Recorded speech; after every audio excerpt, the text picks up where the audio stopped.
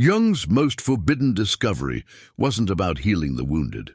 It was about why certain women become magnets for psychological predators, and why this pattern destroys them from the inside out. In his private clinical notes from 1916, Jung documented what he called the empath phenomenon, women with extraordinary emotional sensitivity who could feel others' pain as their own, sense deception instantly, and absorbed the psychological atmosphere of every room they entered.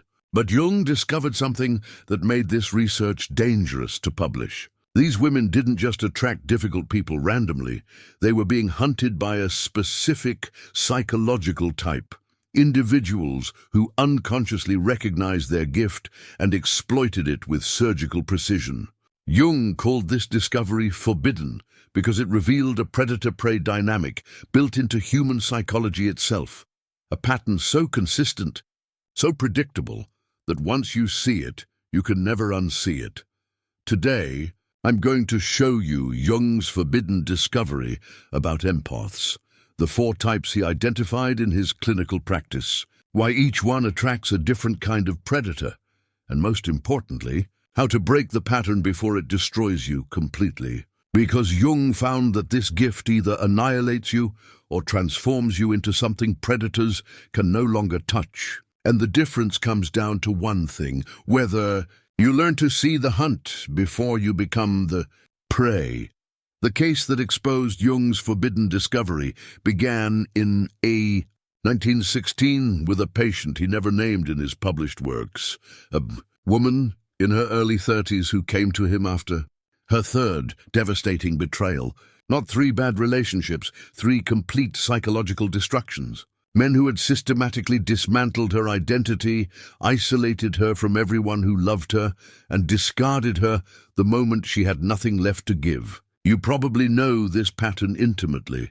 The charming person who seemed to understand you like no one else ever had, who mirrored your values perfectly, who made you feel seen for the first time in your life. Then slowly, almost imperceptibly, the criticism started. Your intuition was overthinking. Your sensitivity was creating drama. Your genuine concern for them became proof that you were controlling or needy. By the time you recognized what was happening, you'd already lost yourself completely. Your energy, your clarity, your ability to trust your own perception. Jung wrote in his private case notes, "The patient displays what I term undifferentiated empathic absorption. She does not merely sympathize with others' suffering, she becomes possessed by it. Her psychological boundaries dissolve in the presence of unconscious need." This wasn't mental illness. This was a documented psychological structure that Jung would spend the next decade studying in secret, because what he discovered was too dangerous to publish during his lifetime. Jung realized this woman wasn't attracting predators because she was broken or had low self-worth. She was being targeted because of her gift. Her nervous system was wired to detect emotional pain with the same sensitivity that sharks detect blood in water. And certain psychological types had evolved to exploit that exact sensitivity. Jung wrote, "Just as the wounded animal attracts the predator through signals it cannot control, the empath broadcasts unconscious signals that certain personalities recognize and pursue with instinctive precision." But here's what made this discovery forbidden. Jung found that empaths weren't just passive victims. They were unconsciously participating in their own destruction. Their gift came with a shadow side that Jung called the savior complex, a compulsive need to heal others that overrode every instinct for self-preservation. Predators didn't need to hunt them. Empaths were drawn to predators like moths to flame, unconsciously seeking out the most damaged people in any room because that's where they felt most needed, most alive, most like themselves. Jung observed, "She approaches psychological danger with the certainty of someone walking toward their own death, not from weakness, but from a twisted sense of purpose that confuses self-destruction with spiritual calling. This is why every boundary you set crumbles, why every promise to yourself, never again, dissolves the moment you sense someone's hidden pain. You're not weak. You're not codependent. You're operating with a psychological structure that Jung identified as simultaneously your greatest gift and your most lethal vulnerability.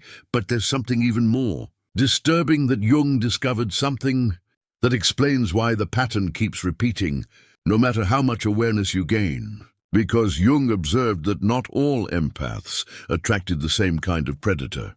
He identified 4 distinct types within the empathic structure, each with a different vulnerability, each hunted by a different psychological predator.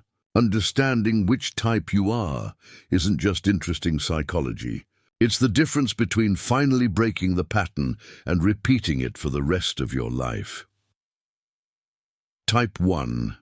The feeling empath. Jung documented women who combined what he called introverted feeling with extroverted intuition. These empaths don't just sense emotions, they absorb them completely. Walk into a room where someone is silently suffering, and within minutes, that suffering becomes theirs. They can't distinguish between their own emotional state and what they've unconsciously absorbed from everyone around them. Jung wrote, "The feeling empath lives in a state of perpetual emotional contagion. She feels the unlived grief of her mother, the suppressed rage of her partner, the collective anxiety of her workplace. She becomes an emotional processing plant for everyone she encounters." Jung observed that feeling empaths attract what he called the emotional vampire, individuals with borderline or histrionic structures who create constant emotional crisis. Why? Because these predators have discovered that feeling empaths will absorb and process emotions. They refuse to feel themselves. The predator creates chaos. The empath absorbs it. The predator feels temporary relief. The empath becomes addicted to being needed. The cycle intensifies until the empath is completely depleted. Jung noted she mistakes her depletion for love, her exhaustion for devotion. The predator mistakes her absorption for unconditional acceptance. Both are caught in a death spiral neither consciously chose. You're the friend everyone calls during their crisis, the partner who handles all the emotional labor, the daughter who absorbed your family's unspoken pain. You've probably said, "I don't know why I'm crying," or "I don't know where this anxiety came from." That's because it's not yours. You're carrying emotional content that belongs to everyone around you. Type 2, the cognitive empath. Jung identified women who combined introverted intuition with the thinking function. These empaths see patterns rather than feelings. They can predict how relationships will end months before anyone else notices problems. They recognize behavioral patterns that reveal character with startling accuracy. Jung wrote, "The cognitive empath possesses what appears to be prophetic ability. In reality, she is reading unconscious patterns with the precision of a psychological algorithm. She sees the conclusion before the story has finished writing itself." Cognitive empaths attract the covert narcissist, individuals who operate through manipulation disguised as vulnerability. Why? Because cognitive empaths are the only type who can initially see through their facade, and covert narcissists are unconsciously drawn to the challenge of deceiving someone who sees everything. It becomes a game. The predator presents as wounded and misunderstood. The empath's gift says danger, but her savior complex says this person just needs to be understood. Jung observed, she knows with absolute certainty that she is walking toward destruction, yet she proceeds anyway, convinced that her clarity will protect her. It never does. You knew something was wrong from the beginning. Your intuition screamed warnings you rationalized away. You probably said, "I see their potential," or "they've just been hurt before." You convinced yourself that seeing clearly was enough to protect you. It wasn't. Type 3, the somatic empath. Jung documented women who experienced others' psychological states as physical sensations in their own bodies. These empaths feel someone's suppressed anxiety as tension in their own chest. They experience another person's unexpressed grief as heaviness in their own body. They literally embody the unconscious contents of everyone around them. Jung wrote, "The somatic empath serves as a physical barometer for psychological weather. She feels the coming storm in her body before others." Recognize clouds gathering in their minds. Somatic. Empaths attract the psychosomatic manipulator individuals who unconsciously use physical illness and weakness to control others. These predators have learned that somatic empaths can't ignore physical suffering. They weaponize their own bodies, creating genuine illnesses and symptoms that keep the empath trapped in caretaker mode. Jung noted, the predator's body becomes a prison for the empath's compassion. She cannot leave someone who is physically suffering, even when that suffering is unconsciously weaponized against her. You've stayed in relationships because they needed you. Their migraines, their chronic pain, their mysterious illnesses that only you could soothe. You probably said, I can't leave them when they're sick, or who will take care of them? Your body absorbed their symptoms. You became sick trying to heal them. Type 4, the pure empath. The rarest and most dangerous type Jung encountered. Pure empaths combine all three previous types without the psychological structure to organize what they're receiving. They feel everything, see every pattern, embody every sensation, but can't distinguish between their own experience and absorbed content. Jung wrote, the pure empath is in a state of perpetual overwhelm. She is a receiver with no filter, a vessel with no boundaries, an open wound, in constant contact with the world's pain.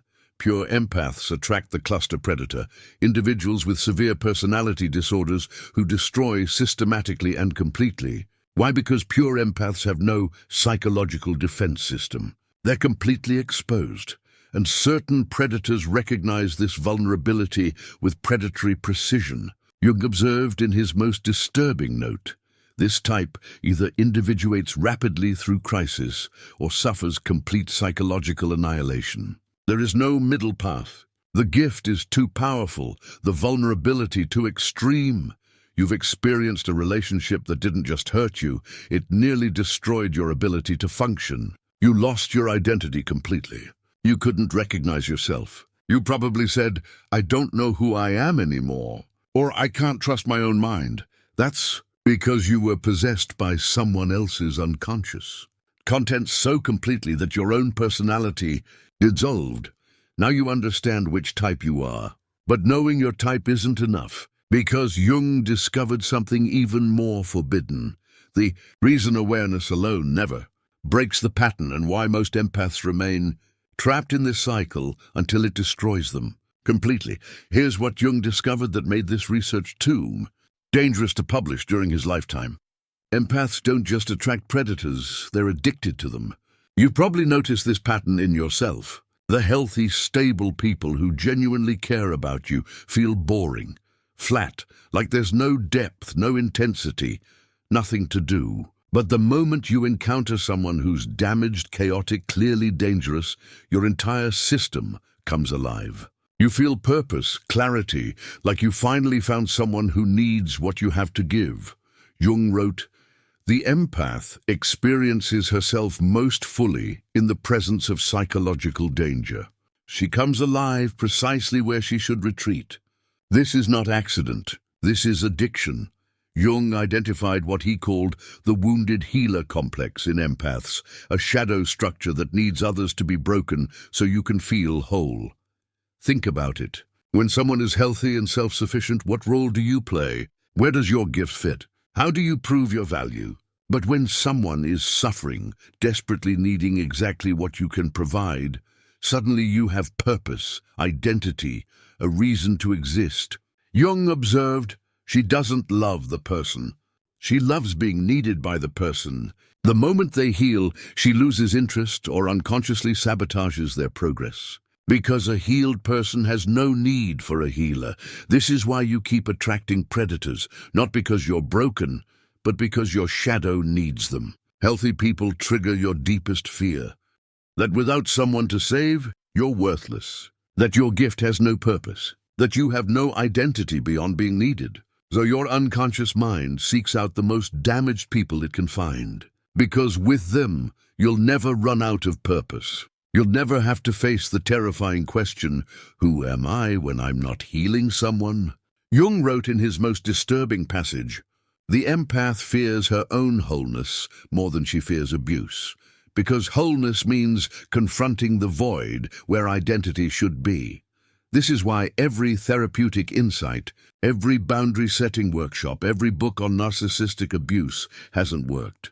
You're not trying to escape predators, you're trying to manage your relationship with them while keeping the addiction fed. Real freedom would require facing something far more terrifying than abuse, facing yourself when there's no one left to save.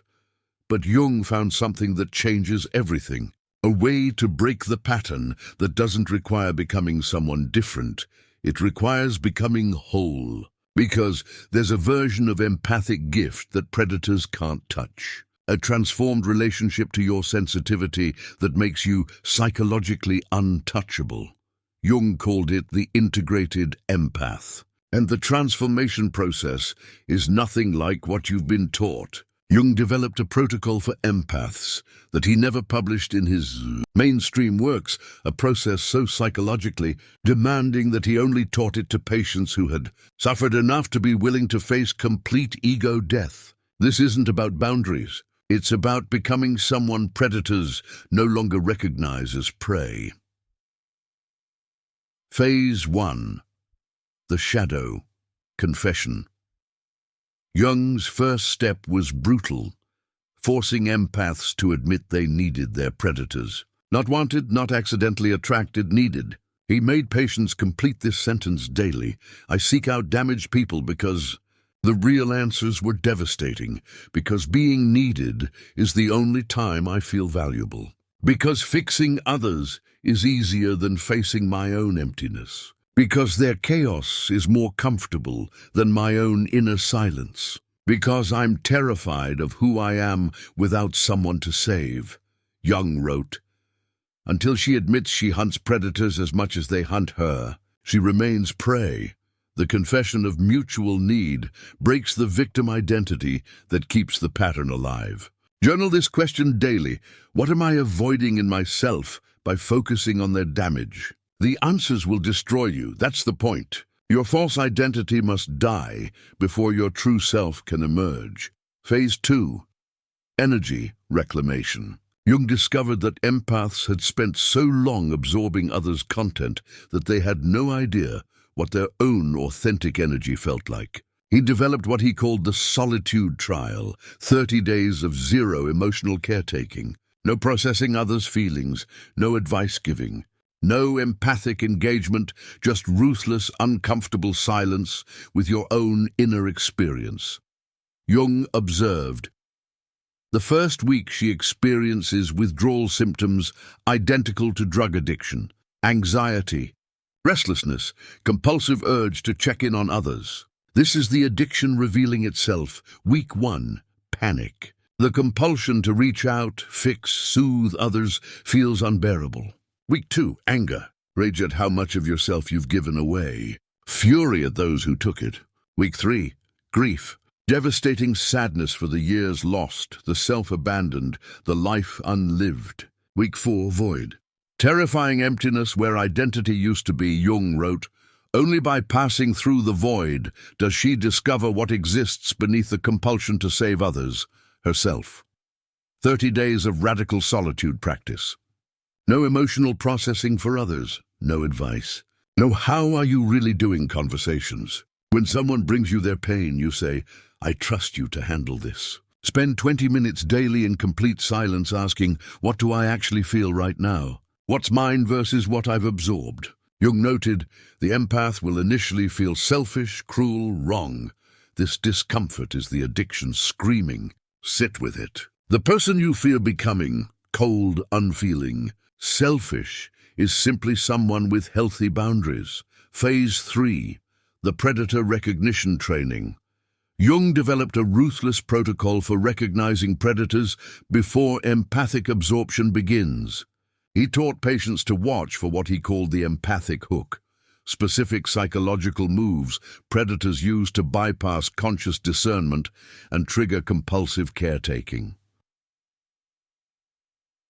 Hook 1. The instant intimacy. They share deep trauma or vulnerability within the first conversation. This isn't authentic connection, it's a test. They're checking if you'll absorb their pain and make it your responsibility. Jung wrote, healthy individuals build intimacy gradually. Predators create instant intensity to trigger your savior complex before your discernment activates. Hook 2. The unique understanding. You're the only one who really gets me. Everyone else has abandoned me, but you see who I really am. This triggers your addiction to being special, needed, irreplaceable. It's specifically designed to make you feel chosen while isolating you from everyone who might provide reality checking. Jung observed, the empath mistakes being uniquely needed for being uniquely loved. The predator knows the difference. Hook 3. The promised transformation. I've never met anyone like you. You make me want to be better. I'm going to change because of you. This activates your wounded healer complex. They're offering you the ultimate drug, the chance to be someone's salvation. Jung noted, they promise transformation they have no intention of delivering, but the empath becomes addicted to the possibility, not the reality. The predator need never change. The promise alone keeps her hooked. Hook 4. The manufactured crisis. Just when you start to establish boundaries or gain clarity, suddenly they're in crisis, health emergency, financial disaster, suicidal ideation. The crisis is real, but it's also strategic. They've unconsciously learned that crisis is what keeps you engaged. Jung wrote, the predator's unconscious creates genuine emergencies precisely when the empath begins to escape. This isn't manipulation in the conscious sense. It's the predatory instinct ensuring the food source doesn't disappear. When you meet someone new, watch for these patterns. Do they share trauma before you've earned that trust? Do they position you as uniquely capable of understanding or saving them? Do they promise transformation contingent on your presence? Do crises emerge precisely when you create distance? If yes to 2 or more, you've encountered a predator. The question isn't whether they're dangerous, it's whether you're still addicted to danger. Phase 4, the power reclamation. Jung's final phase was the most dangerous, teaching empaths to weaponize their gift instead of being victimized by it. He wrote, the integrated empath becomes what I call the conscious mirror. She sees everything, but she no longer absorbs. She reflects people's unconscious contents back to them with surgical precision. The predator attempts hook 1, instant intimacy. The unconscious empath absorbs the trauma and makes it her mission. The integrated empath says, I notice you're sharing something very personal very quickly. That's interesting. What are you hoping will happen by telling me this? The predator immediately feels seen, not in the warm, accepting way they're used to, but in a way that exposes the manipulation. They either retreat or escalate. Either way, you've maintained your boundaries. Jung observed, when the empath learns to reflect rather than absorb, she becomes psychologically dangerous to predators. They can no longer feed. Most will unconsciously move to easier prey. This is the integrated empath Jung described in his private notes. She still sees everything, but is no longer destroyed by what she sees. She still feels deeply but distinguishes between her emotions and absorbed content. She still has the gift, but is no longer addicted to using it. She can sense predators instantly and walks away without needing to save them. Jung wrote, the integrated empath is no longer prey. She has transformed from wounded healer to conscious warrior. She offers her gift strategically to those worthy of receiving it without sacrificing herself in the process. But Jung warned of one final danger, a test that comes precisely when you think you've completed the integration. Jung documented a pattern that appeared in every empath who successfully completed the integration process: the return of the predator. Just when you've done the work, set the boundaries, reclaimed your energy, and become psychologically untouchable, they come back. The ex who destroyed you, now transformed. The friend who betrayed you, now enlightened. The family member who drained you, now finally understanding. And they don't come back with manipulation. They come back with genuine change, or what appears to be genuine change. Jung called this the integration test. the unconscious mind's final check to see if you've truly transformed or simply created better defenses.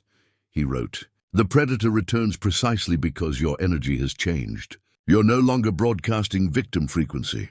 You've become something else, and the predator's unconscious recognizes this transformation and attempts to feed on it differently, because now they're not offering you the chance to save them. They're offering you validation for the work you've done. You were right about me. I was toxic, but I've done the work now. I see what I did. You're the only person who truly understood me, and I threw that away. This triggers a different addiction, the need to be proven right, the need for your pain to have meant something, the need to see the transformation you always believed was possible." Jung observed, "She survived the predator's darkness, but she cannot survive the predator's light because the light confirms her deepest fantasy, that her love could save them. And that fantasy will destroy her faster than any abuse. The integrated empath must do something that seems cruel, even evil, reject the transformed predator. Not because they haven't changed, they might have genuinely changed, but because accepting them back, even their transformed version, means centering your life around someone else's journey again. It means your worth is still tied to their transformation. It means you're still defining yourself through your impact on damaged people," Jung wrote in his most brutal passage. The integrated empath must be willing to let the predator complete their transformation without her. She must choose her own wholeness over the validation of watching them heal. This is the final death of the savior complex. When the predator returns, transformed or not, you say this: "I'm genuinely glad you're doing better, and I'm no longer available to be part of your journey." No explanation, no processing their feelings about your boundary, no helping them understand. Just the simple truth: you've chosen yourself. Jung observed, most empaths fail this test. They mistake the predator's transformation for their own happy ending. They don't realize true integration means you no longer need anyone's transformation to feel complete. Those who pass this final test become what Jung called the sovereign empath. And this is where your gift transforms from curse to genuine power. Jung wrote about a patient who completed the full integration process. "After 3 years of ruthless inner work, she returned to my practice, but she was unrecognizable. Not in appearance, but in presence. She had become what I call psychologically sovereign." The sovereign empath possesses all 4 types of perception. She feels others' emotions, feeling empath. She sees behavioral patterns, cognitive empath. She senses somatic truth, somatic empath. She accesses the full spectrum, pure empath. But now she has what Jung called the container, a psychological structure strong enough to hold what she perceives without being consumed by it. Jung observed that she can walk through a room full of suffering and remain herself, not because she's closed her heart, but because she's learned to be a clear mirror rather than an absorbing sponge. Power 1. Selective engagement. The sovereign empath no longer gives her gift to everyone. She chooses consciously who receives her perception, her energy, her depth. Jung wrote, "She understands that her gift is valuable precisely because it's rare.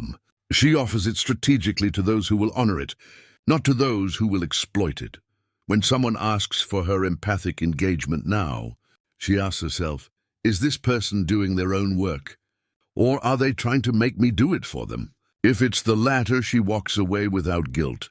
Power 2. Weaponized clarity. The sovereign empath has learned to use her perception as a weapon when necessary. She can reflect someone's unconscious manipulation back to them with such precision that they're forced to see what they're doing, not to punish, but to establish immediate boundaries. Jung noted, the integrated empath's clarity becomes her protection. Predators cannot survive in the presence of someone who sees them completely and refuses to absorb their projections. When a predator attempts to manipulate her now, she doesn't absorb, argue, or explain. She simply names what she sees. "I notice you're creating a crisis precisely when I set a boundary. That's interesting." The predator retreats every time. Power 3. Identity independence. The sovereign empath has discovered who she is without someone to save. Jung wrote, "She has passed through the terrifying void and found herself on the other side. She no longer needs others' brokenness to feel whole.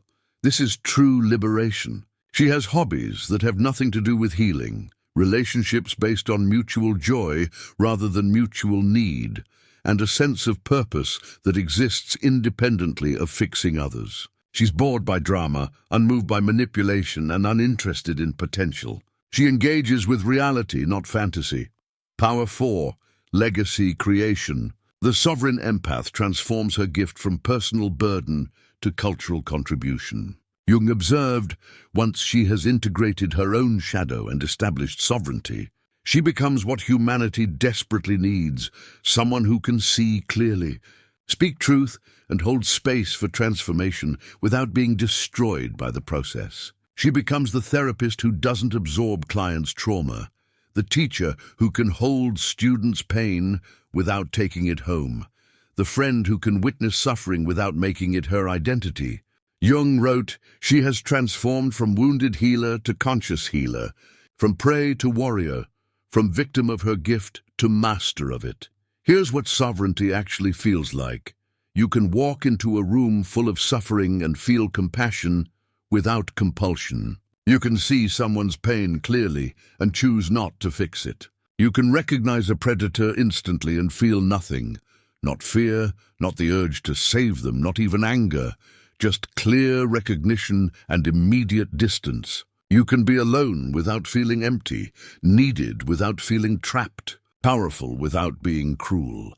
Jung's final note on his patient: "She came to me 3 years ago on the verge of suicide, destroyed by her third predatory relationship. Today, she works with battered women, teaching them what I taught her. She has transformed her wound into medicine, but more importantly, she has found herself beneath the wound. This is Jung's forbidden discovery about empaths, fully revealed. You were never broken. You were operating with a gift you weren't taught to integrate. The predators weren't stronger than you. You were addicted to being prey. The pattern wasn't fate. It was unexamined shadow. And now you have the complete map, from prey to predator to sovereign power." Jung spent decades documenting this pattern in secret because he knew the truth would be too confronting for most people to accept. Empaths aren't just victims of predators. They're unconscious participants in a shadow dance that keeps both sides trapped. But here's what Jung believed with absolute certainty. This gift either destroys you or transforms you into exactly what the world needs. Someone who can see everything, feel deeply, and hold space for transformation without being annihilated by the process. You are not too sensitive for this world. You're exactly what consciousness evolution requires. Once you learn to wield your gift with the sovereignty Jung described, if you recognize yourself in his description of the empath who attracts predators, comment which type you are. Type 1, feeling empath. Type 2, cognitive empath. Type 3, somatic empath. Type 4, pure empath.